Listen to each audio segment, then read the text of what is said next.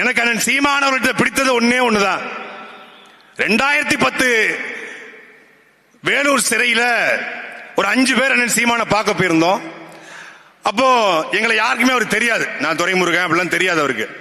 அப்போ 5 பேருமே பேசுறாரு. இந்த பக்கம் பேரறிவாளன், இந்த பக்கம் அண்ணன் ராபர்ட் பயாசு, நடுவுல அண்ணன் உட்கார்ந்துருக்காரு. 2 பேரும் அந்த வெள்ளை சட்டை போட்டிருக்காங்க, தண்டனை சிறைவாசினால.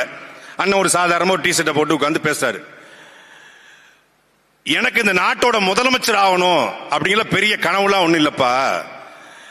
ஒரு மாவட்டத்துக்கு மது அருந்தாத, புகைப்பிடிக்காத ஒரு 100 பேர் இருந்தா போதும், இந்த நாட்டில் மிகப்பெரிய மாற்றத்தை நான் உருவாக்குவேன். நான் ஒன்னே ஒண்ணு உங்களுக்கு எல்லாம் உறுதி அளிக்கிறேன்டா, நான் வரதுக்கு 6 மாசம் ஆகலாம், 10 மாசம் ஆகலாம். ஆனா உங்களுடைய அண்ணன் ஒருபோதும் தேசிய கட்சியோட திராவிட கட்சியோட கூட்டணி வைக்க மாட்டேன், உங்களை அடகுமான வைக்க மாட்டேன். வேலை செய்ய